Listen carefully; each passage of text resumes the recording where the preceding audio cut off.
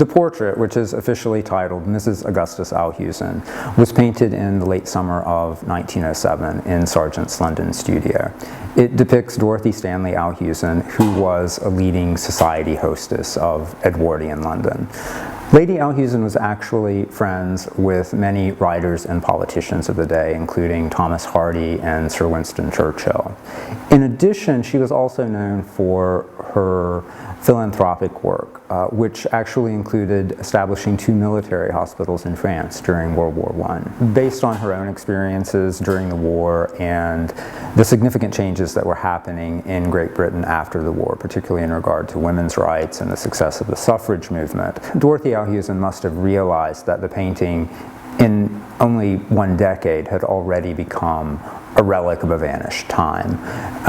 And in that sense, I think what we have here is not just a significant work of art, but also a piece of history that informs us about social and aesthetic values of the Edwardian period. Charles Deering was a well-known collector of art and in fact a lifelong friend of John Singer Sargent. The painting actually came to the library in 1933. It was a gift from the family of Charles Deering to furnish the newly built Charles Deering Memorial Library. Conservation treatment became necessary in order to remove a natural resin varnish that was applied sometime in the 1960s or 70s as a part of an earlier conservation treatment. The resin varnish had darkened, significantly changing the tonal qualities of the painting.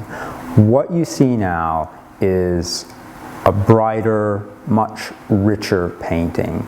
Sargent's richly saturated tones are visible, his brushwork is visible, and you can appreciate some of the finer details of the painting. I'm particularly grateful that we're able to have this exhibition and very grateful to the alumni of Northwestern for making this possible.